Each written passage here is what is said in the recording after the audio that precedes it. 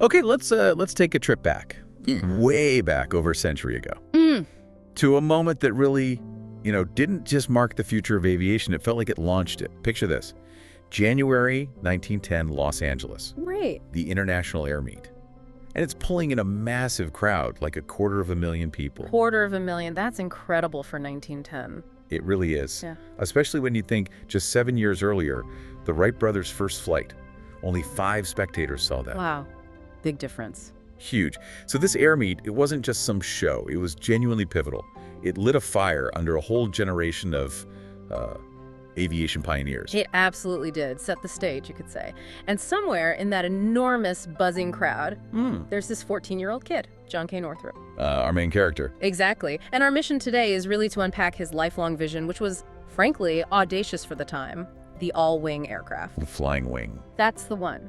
We're going to trace its journey, which was incredible, often really tough. From this seemingly impossible dream, through decades of setbacks, right up to its eventual realization as the B-2 Spirit stealth bomber. An iconic aircraft. Totally. And the story is just full of these surprising twists, crushing disappointments, but ultimately, the triumph of sheer persistence. So let's dig into that spark, that 1910 air meet. It wasn't just the crowd size that was impressive, was it? It really showed how fast aviation was moving. Oh, absolutely. In just 7 years, the progress was astonishing. You had, 16 different planes there? Yeah, 16. And doing impressive things, too. Flights covering over 100 miles, reaching altitudes over 4,000 feet. Which was serious stuff back then. It showed flight wasn't just a novelty anymore. It was becoming practical. A testament to how far things had come from those first few hops. Definitely. And the future of flight wasn't just in the air, it was in the crowd, too. You had people like William Boeing there. The very same. A young industrialist then. And Jimmy Doolittle was there as a teenager. Wow, the future WWII hero. And Florence Barnes, who'd later break Amelia Earhart's speed record. And, of course, our guy, John Northrop. So this event wasn't just entertainment for him. It really set his course. Profoundly. It locked him onto this path of trying to, redefine what an airplane even looked like. So how does a teenager, straight out of high school, get into this brand new field? His path wasn't exactly direct, was it? No, not at all. Started pretty humbly, working on cars in Santa Barbara in a garage. Then he was a draftsman for an architect. Okay. But the real shift came in 1916. He met 2 brothers, Alan and Malcolm Lockhead. Lockhead. Loughed. That's before they became Lockheed, right? Exactly. That spelling change came later. So the Lockheed brothers, they were already having some success. They had this hydro airplane company. Right, the Alco Hydro Airplane Company. That's it. And they were doing pretty well. They even gave rides, 10-minute rides, at the 1915 Panama Pacific Expo in San Francisco. Made like $4,000, which was serious money then. Yeah, that's over $127,000 today. Right. So Northrop starts working for them, draftsman, engineer on their new F-1 aircraft, gaining really valuable hands-on experience. Now, this period got interrupted by World War I, and eventually that first company actually closed down. But it was crucial for Northrop. He was learning the nuts and bolts, the aerodynamics, laying the groundwork. Makes sense. And after that Lockheed company shut down, he didn't just sit around. He went to Douglas Aircraft Company. He did. And a pretty cool detail from that time, he designed the fuel tank for the Douglas World Cruiser. Oh, wow. The plane that made the first round-the-world flight in 1924? That exact one. An incredible feat of endurance back then. Northrop was involved in these pioneering efforts early on. But then he ends up back with Lockheed, or rather Lockheed by then. Yes, Alan Lockheed legally changed the name to Lockheed, formed the Lockheed Aircraft Company in 1926, and he brought Northrop back as chief engineer. And his first big project there was the Vega. The Vega debuted July 4th, 1927. And it was an instant hit, super fast, really durable because of its all-wood monocoque construction. Very innovative. But Northrop, he was already thinking ahead. Beyond wood. Always. He saw the future in all-metal aircraft, stronger, potentially allowing for new shapes. And then came his ultimate, really radical dream, the all-wing plane. Right, no tail. Exactly. No tail, no separate fuselage, really, just a giant wing. At a time when everyone else was focused on adding control surfaces, bigger tails for stability. You want to get rid of them. Precisely. To eliminate drag, achieve aerodynamic purity. It fundamentally challenged what people thought an airplane was. Many thought it was impossible, unstable. So this vision, it was so strong he actually left Lockheed over it. Pretty much. He resigned in 1928, started his own company, Avion Corporation, specifically for all-metal aircraft. And didn't Boeing get involved? Yes. William Boeing himself visited the factory, liked what he saw, and actually acquired Avion, re-established it as Northrop Aircraft Corps in 1930. Okay. And they even had a success story pretty quickly with the Northrop Alpha, an all-metal plane. So his metal construction ideas were proving sound. But the all-wing, that was still the main goal. Oh, yeah. His absolute passion. And his first real attempt was the Avion Model 1, or as most people know it, the 1929 Flying Wing. Tell us about that. What did it look like? Well, it was groundbreaking. Made from this new aluminum alloy, 24S Alclad light, strong, perfect for this new shape. Okay. It had a 30-foot wingspan, and everything, cockpit, engine, fuel, was enclosed within that wing shape. Now, it did have a sort of rudimentary tail boom structure initially, just for stability testing. Okay. Not quite pure yet. Not quite pure, but a huge step. Its first unofficial flight was July 30, 1929, out at Mansfield. Which is LAX now, right? That's the one. Then an official flight, September 26th, out at Muroc Dry Lake, Edwards Air Force Base today. You could just imagine the excitement, seeing this thing fly, but then terrible timing. Awful timing. Yeah. The very next month, October 1929, the Great Depression hits. Ugh. Yeah. And just a year after that official flight, the Model 1, it was dismantled. Flight testing stopped. Must have been crushing. Like the dream was over. It really must have felt that way. Shows how innovation isn't just about the idea, it's about timing, resources, so many factors. It can be 2 steps forward, 1 massive step back. Or in this case, maybe a 2-decade step back. Almost. Almost. And that setback was huge for Northrop personally.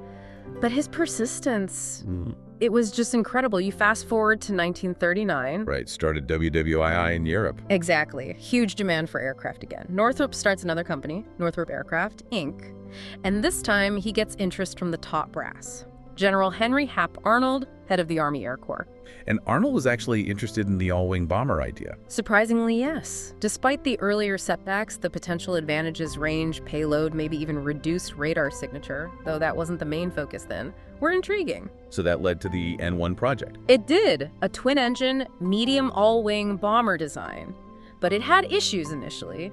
Inefficient. They scaled it down, changed engines, tested it into 43, but no government contract came through for that specific one. Okay, another hurdle. But then, a really critical moment, April 1941, the Army Air Corps puts out this incredibly ambitious requirement, a bomber that can fly 10,000 miles. 10,000 miles. Carrying a 10,000-pound payload. Huge challenge. Wow. Northrop redesigned his concept, submitted it as the N9, and by October 41, he gets a contract. Just for a mock-up and a test aircraft. But still, the all-wing concept was back in the game. So Dream gets another shot. Exactly. And what's kind of interesting is even as the war ramped up, General Arnold told Northrop his pure all-wing bomber probably wouldn't be ready or needed for this war. Really? So why pursue it? Well, it wasn't a huge financial blow because Northrop's company was busy, really busy building the P-61 Black Widow fighter, a successful plane. Ah, okay. So that kept the lights on. Kept the lights on and more. So, counterintuitively, Northrop actually had the resources and sort of the breathing room during the war to really focus on developing his dream bomber, the XB-35. The big one. The big one, all-wing design.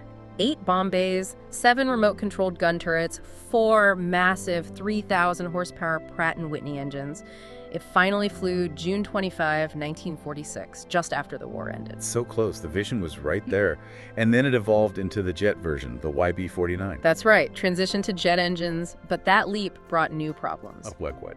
Well, without the propeller wash over the control surfaces, the jet version had unexpected issues with directional stability at high speed, something the propeller XB-35 didn't struggle with in the same way. Ah, interesting. An unforeseen consequence of new tech. Exactly. And it forced a compromise on Northrop's pure vision. They had to add vertical fins for stability. So not quite the tailless dream yet. Not quite. But they worked on it intensely. Over 20 months, 169 test flights with Northrop and Air Force pilots refining it. And it looked like it was finally happening. The Air Force actually ordered 30 of them. 30? That sounds like success? It seemed like it. The all-wing future had apparently arrived. But then, just like that, it all stopped, abruptly. devastatingly. Wait, what happened? They ordered them, then canceled. They did. Despite all that progress, persistent issues with bombing accuracy and some stability problems just couldn't quite be ironed out with the tech they had then. So reportedly frustrated, maybe shifting priorities too, the Air Force just canceled the whole program. March 15th, 1950. Wow, after decades of work, that's brutal. Brutal. It seemed like the technology was just deemed too unstable, too impractical. For Northrop, it must have felt like the absolute final nail in the coffin for his life's work. Absolute devastating. I mean, how do you even process that kind of public failure after pouring everything into it? And you mentioned shifting priorities. Was purely technical, or were other things going on? Politics, budgets? That's a really good question, and it's probably, like most things, a mix. For Northrop, personally. Yeah. Profound disappointment, a dream denied. He definitely carried that. Understandably. For the Air Force, look, the technical challenges were real, no doubt. But the cancellation also happened as ICBMs, the big missiles, were starting to look like the future main deterrent. The strategic landscape was changing. Right, and you always have internal Air Force politics, right? Yes. Other bomber programs competing for money. So the technical issues, while genuine, also maybe provided a convenient off-ramp for a program facing hurdles in a changing world. So it seemed well and truly dead, his vision dismissed. It really did, but then the story takes this incredible turn. Fast forward almost 30 years. So, late 70s. 1977. President Jimmy Carter makes a big controversial call. He cancels the B-1A bomber program. Too expensive, he argued. I remember that. Caused a stir. It did. But at the same time, he authorizes a brand new, very secret program, a stealth bomber, something that could evade radar completely. And guess who gets the contract? You got it. The huge $7.3 billion Air Force contract goes to Northrop Corporation. No way, after all that history. Isn't that something? Turns out they hadn't just forgotten about radical shapes. They'd been quietly studying radar evasion, low observability since the 1960s. Really? Even after the YB-49 cancellation? Yep. They had this highly classified DARPA program called HAVBLUE, Defense Advanced Research Projects Agency. Okay. And it produced this experimental aircraft called Passet Blue. Looked really weird, apparently nicknamed the Whale, but its whole purpose was testing radical stealth concepts, proving you could make something nearly invisible to radar. Wow. So they kept the faith, in a way. They absolutely did. So come the 1980s, Northrop's all-wing vision, the one that seemed dead and buried for decades, it comes roaring back. Fueled by the need for stealth. Exactly. And the result was, at the time, the most expensive military project in American history. Northrop Corporation, working with Grumman, they later merged in '94. Right, Northrop Grumman. They took those old all-wing designs, Northrop's original concepts, and fused them with cutting-edge stuff.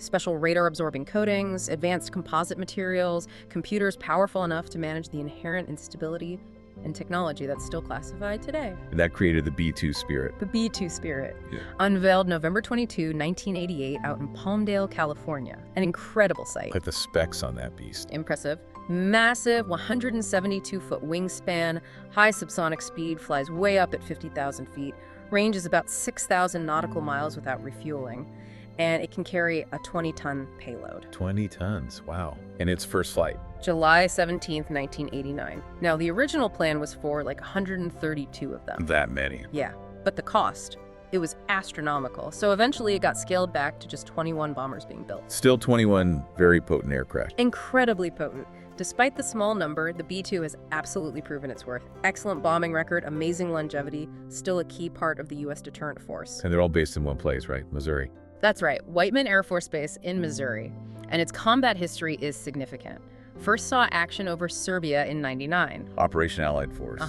Then crucial roles in Afghanistan after 9/11, Operation Enduring Freedom, Iraq in 2003, Operation Iraqi Freedom, and Libya in 2011, Operation Odyssey Dawn. Always going in first, hitting high-value targets undetected. That's its signature. Near invisibility. To radar, even to the eye and ear at altitude. It's basically a ghost. Which brings us back to John Northrop himself. He lived to see some of this, didn't he? He did, and this is maybe the most poignant part of the whole story. April 1980. John Northrop is 84 years old. He'd started pushing the all-wing idea 50 years earlier.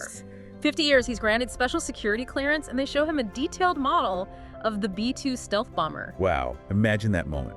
Seeing your life's work, dismissed for so long, finally realized in this incredible machine. Must have been overwhelming. And his reaction, he reportedly said, "Now I know why God has kept me alive for the past 25 years." Oh, wow.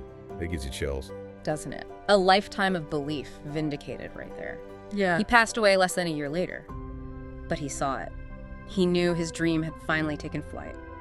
What an absolutely incredible story. Just an unbelievable journey for one man's singular, persistent vision. It really is. We started with this curious kid at an air meet, totally captivated. We followed him through all the pioneering work, the designs, the heartbreaking setbacks that seemed to bury the all-wing dream not once, but multiple times. Yeah.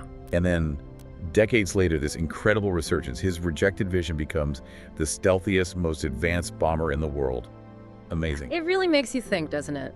You know, how many other potentially transformative ideas are out there, ideas that got dismissed early on or maybe abandoned because the tech wasn't ready or they were too expensive or just didn't seem needed at the time? Are they just sitting there waiting for the right moment, the right breakthrough, or maybe just that sheer stubborn persistence of someone who believes, waiting to finally take shape and change everything? What forgotten innovations might be poised for their own comeback? That's a really fascinating thought to leave things on. Indeed. Truly remarkable story.